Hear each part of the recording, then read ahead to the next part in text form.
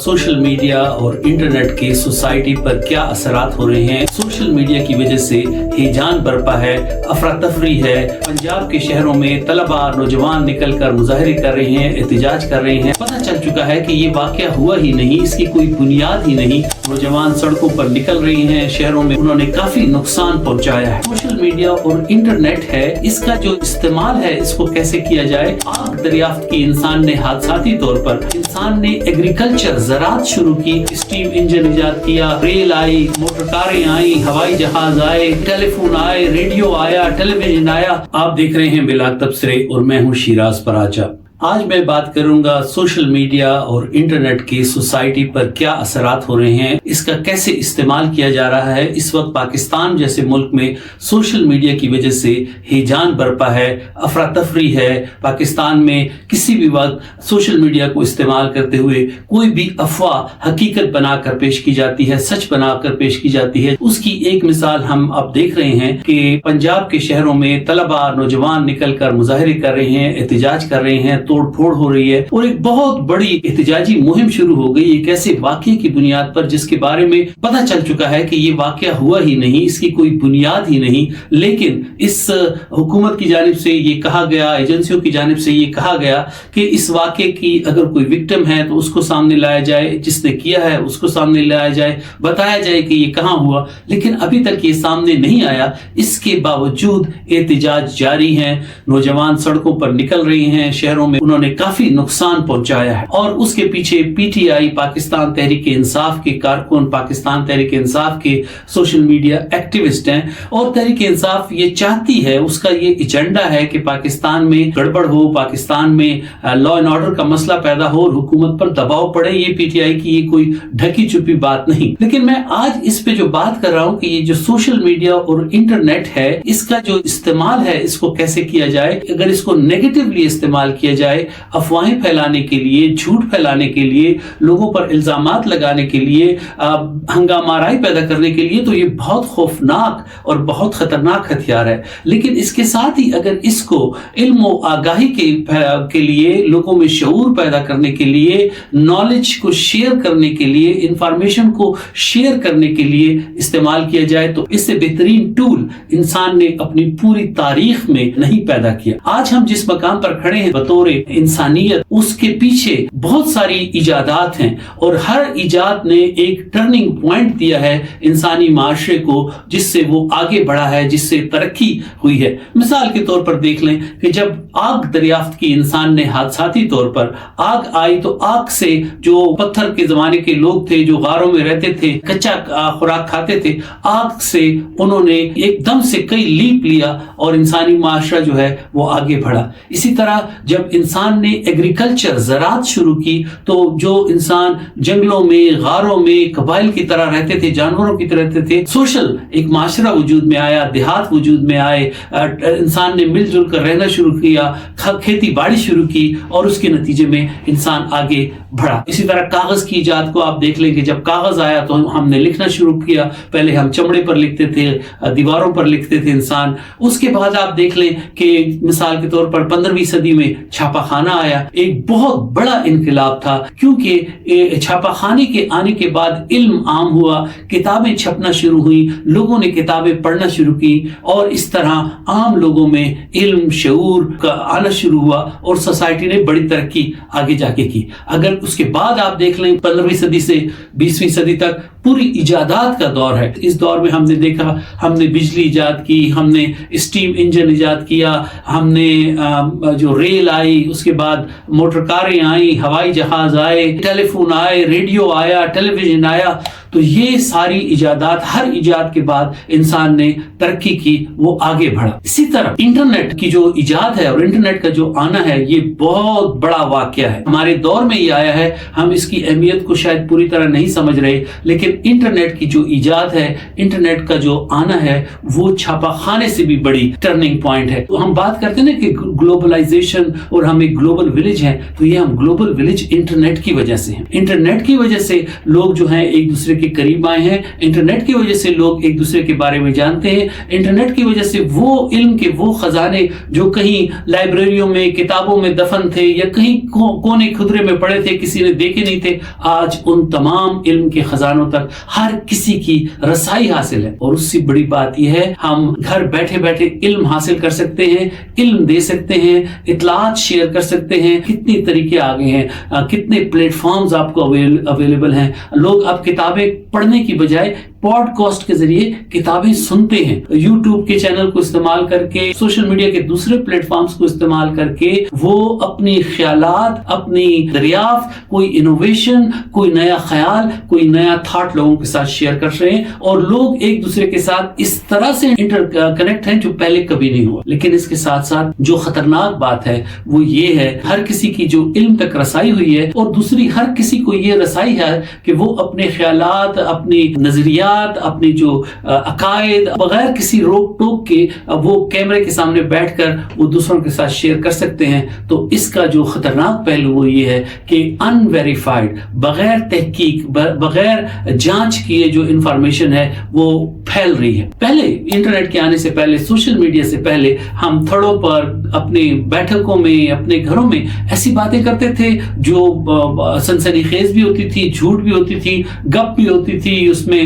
لوگ ایک دوسرے کے ساتھ لڑ بھی پڑتے تھے, گالی وغیرہ بھی دے دیتے تھے, جو بھی ہوتا تھا, لیکن وہ اس بیٹھک تک, اس تھڑے تک رہتا تھا. لیکن انٹرنیٹ کے آنے کے بعد جو باتیں لوگ اپنے غسل خانے میں کرتے ہیں, اپنے باتھ روم میں کرتے ہیں, اپنے بیڈ روم میں کرتے ہیں, اپنی بیٹھک میں کرتے ہیں, وہ ساری پبلک فورم پہ ہو رہی ہیں. اس کو ساری دنیا لوگ دیکھ بھی سکتی ہیں, سن بھی سکتے ہیں, اور بہت سارے جو ہیں اس پر یقین بھی کر سکتے ہیں. یہ ہے خطرناک بات کہ ہر شخص جو ہے وہ اپنی بات, چاہے وہ سچ ہو, چاہے وہ جھوٹ ہو, چاہے وہ نفرت انگیز ہو, چاہے وہ لوگوں کو تقسیم کرے, چاہے وہ لوگوں کو کسی کی دل آزاری ہو, وہ یہ بات پھیلا سکتے ہیں. تو ایسا اب پاکستان میں ہو رہا ہے. پاکستان میں یہ مسئلہ اس لیے سنگین ہے کہ پاکستان میں آبادی کی بہت بڑی تعداد جو ہے وہ نوجوانوں پر مشتمل ہے. یہ وہ نوجوان ہیں جنہوں نے اس تعلیمی نظام میں انہوں نے پڑھا ہے کہ جہاں پر کریٹیکل تھنکنگ پر پابندی ہے. آپ تنقیدی جائزہ نہیں لے سکتے. لوگ تنقید کرتے ہیں, دوسروں کو برا بھلا کہتے ہیں, دوسروں کو کہتے ہیں کہ آپ غلط ہیں, لیکن وہ تنقید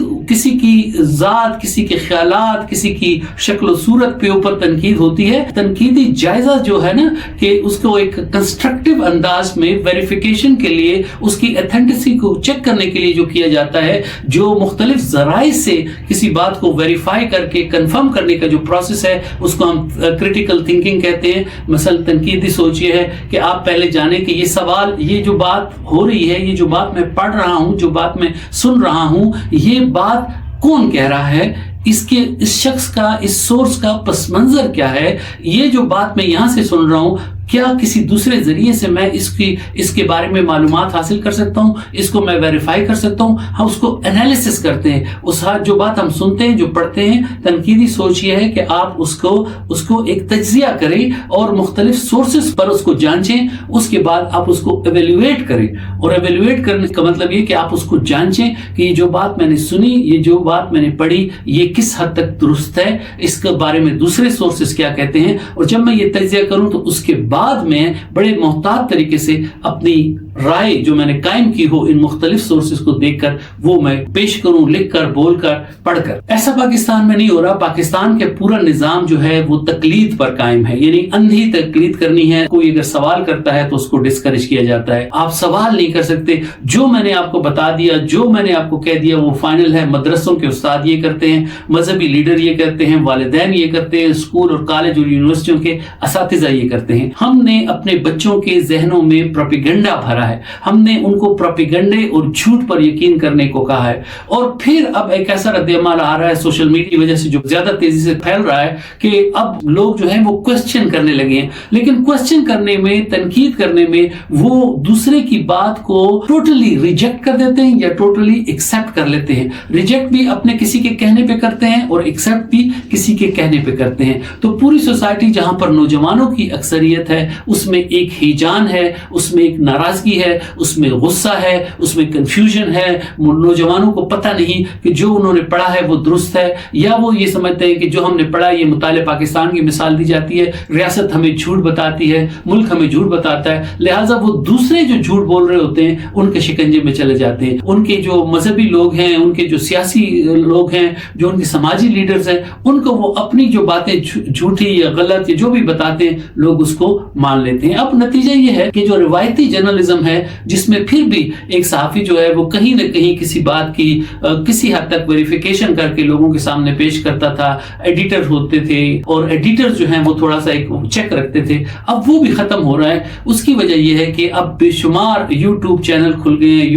یوٹیوبرز جو ہیں وہ چینلز پر آ کر سنی سنائی باتوں کو، بے سر و پا باتیں ہوتی ہیں ان کو وہ حقیقت بنا کر پیش کرتے ہیں. جیسے کہ ایکیڈیمک میں کریٹیکل تھنکنگ بہت ضروری ہے کہ آپ چیز کا جائزہ لیں، اس کو مختلف پہلوؤں سے چیک کریں، آپ جو بتا رہے ہیں اس کی ایتھینٹسی پہ بات کریں، جو بات بتائی جا رہی ہے اس کو مختلف حوالوں سے چیک کریں، اس کا تجزیہ کریں، پھر اس پر اپنی کوئی رائے دیں ایویلویشن کرنے کے بعد. اسی طرح صحافت میں بھی اصول ہے صحافتی کہ جب آپ کوئی خبر، آپ ایک فلٹر ہیں، ایک جھان ہے آپ کے ذہن میں، جب آپ کوئی خبر کسی کو دیں تو اس خبر کو کم از کم 2 ذرائع سے تصدیق کریں. یہ کم از کم ہے، اس سے اگر آپ زیادہ سے کر سکیں تو بہت اچھی بات ہے. وہ 2 ذرائع اس خبر جو آپ دے رہے ہیں اس سے وہ ریلیونٹ ہوں، اس سے ریلیٹڈ ہوں، آپ کو پتا ہو کہ ان کو اس معلومات تک رسائی حاصل ہے یا اس کے بیک گراؤنڈ کو وہ یہ جانتے ہیں، وہ کسی نہ کسی حوالے سے جو خبر میں دے رہا ہوں اس سے وہ متعلق ہیں، ان کے پاس یہ اتھارٹی ہے، ان کے پاس یہ اختیار ہے، جو میں خبر دے رہا ہوں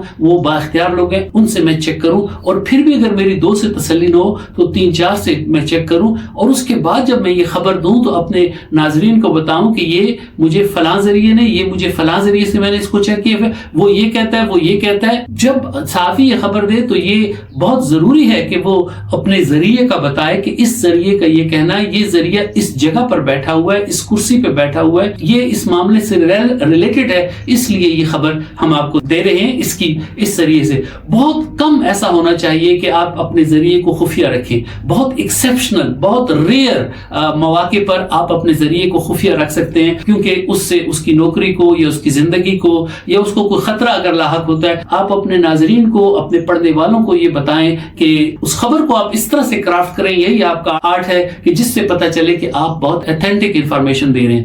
اب کیا ہو رہا ہے، ہزاروں کی تعداد میں، سینکڑوں کی تعداد میں لوگ یوٹیوب پر، فیس بک پر، انسٹاگرام پر پروگرام کر رہے ہیں، اور ان کو کوئی ایک بات کہہ دیتا ہے تو اور وہ اس کو کہتے ہیں کہ میرے ذرائع نے مجھے یہ بتایا، اور اس پر وہ پورا پروگرام کر دیتے ہیں، اس پر وہ پورا تبصرہ کر دیتے ہیں، پورا تجزیہ کر دیتے ہیں. اب انٹیلیجنس ایجنسیوں کا کام یہ ہوتا ہے، پوری دنیا میں انٹیلیجنس ایجنسیاں جو ہیں وہ انفارمیشن گیدر کرتی ہیں اور ڈس انفارمیشن پھیلاتی ہیں. وہ لوگوں کو اگر ان کا کوئی گول ہے اس کے حصول کے لیے انٹیلیجنس ایجنسی کو پتا ہوتا ہے کہ میں نے یہ گول کیسے حاصل کرنا ہے، لیکن اس سے پہلے وہ ڈس انفارمیشن پھیلا کے لوگوں کو کی توجہ بٹانے کے لیے انہیں غلط یا دوسری راہ پر لگا دیتی ہیں.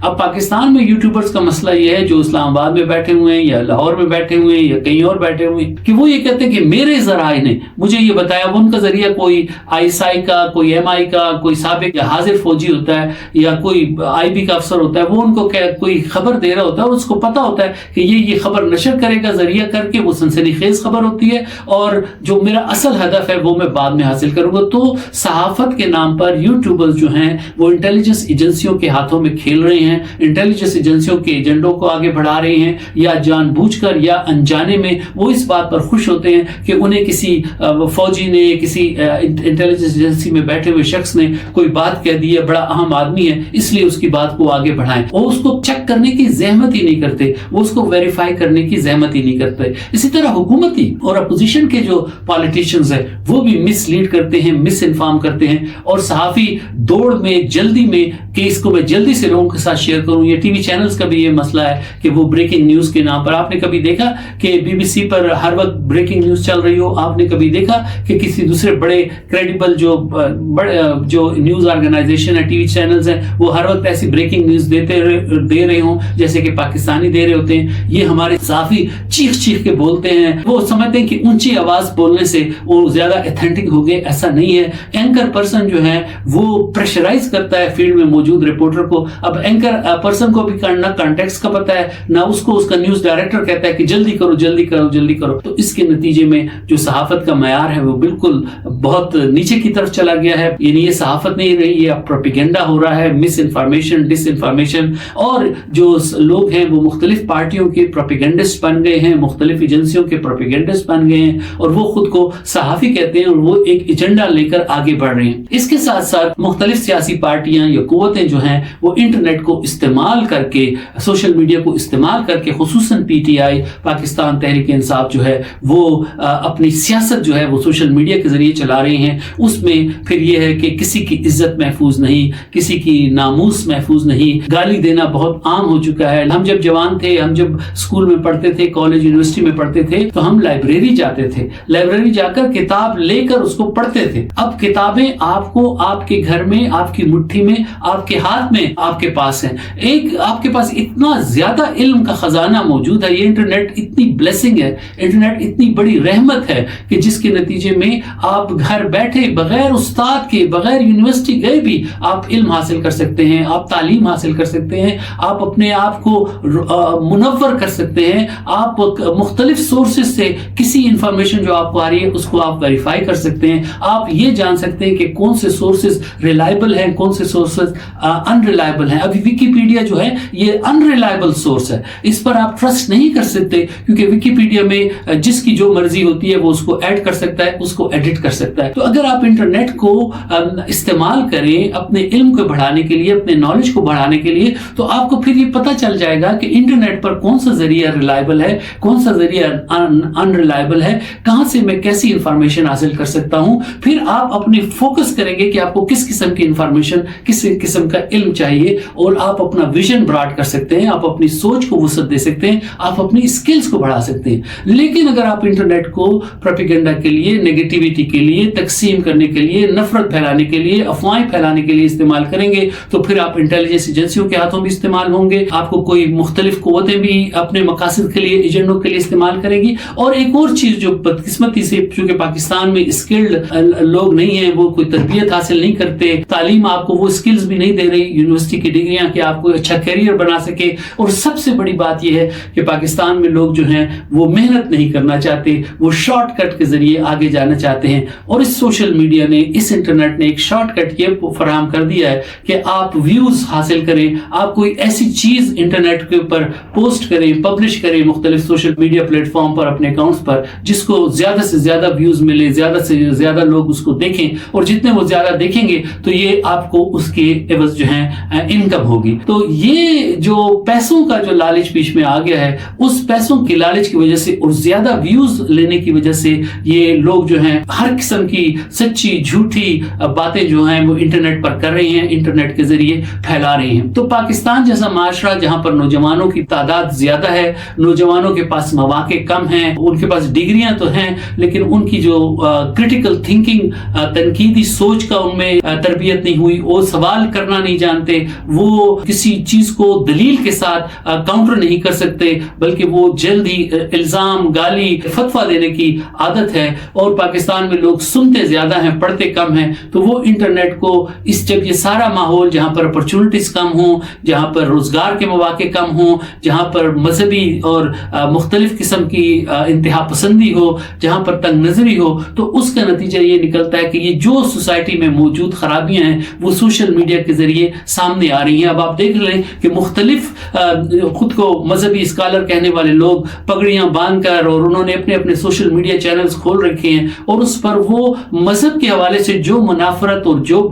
مباحث پہلے مسجد تک محدود تھے یا کسی مدرسے تک محدود تھے، اب وہ سوشل میڈیا کے ذریعے پورے لوگوں تک وہ پھیلا رہے ہیں. اور ہر کوئی اپنی تشریح دے رہا ہے اسلام کی، ہر کوئی اپنی تشریح دے رہا ہے مذہب کے حوالے سے، اور اس کے نتیجے میں جو لوگ ہیں ان میں مزید کنفیوژن بھی پھیل رہی ہے، اور وہ ایک دوسرے کے ساتھ دشمنی میں، مخالفت میں بھی سامنے آ رہے ہیں. یہ سب کہنے کے باوجود یہ انٹرنیٹ کے ذریعے جو خرابیاں، جو مسائل، جو چیلنجز ہمیں درپیش ہیں، ان سب کے باوجود میرا آرگومنٹ آخر میں یہ ہے کہ انٹرنیٹ ایک رحمت ہے، انٹرنیٹ ایک بہت زبردست تندرست انسان کی ایجاد ہے جو چھاپا خانے جتنی اہم ہے. یہ ایک ایسا ٹول ہے جس کو اگر ہم صحیح طریقے سے استعمال کریں, لوگوں کی تربیت کے لیے استعمال کریں, تعلیم کے لیے استعمال کریں, تو اس سے ہم بہت فائدہ اٹھا سکتے ہیں. لیکن اس سے پہلے تعلیمی نظام کی کمزوریوں کا بھی پتہ چل رہا ہے. ہماری سوسائٹی میں جو کمزوری ہیں اس کا وہ بھی ہمارے سامنے آ رہی ہیں, جو ہم اپنے بچوں کی جس طرح سے تربیت کرتے ہیں, جس طرح سے ان کو اسکولوں میں بھیجتے ہیں,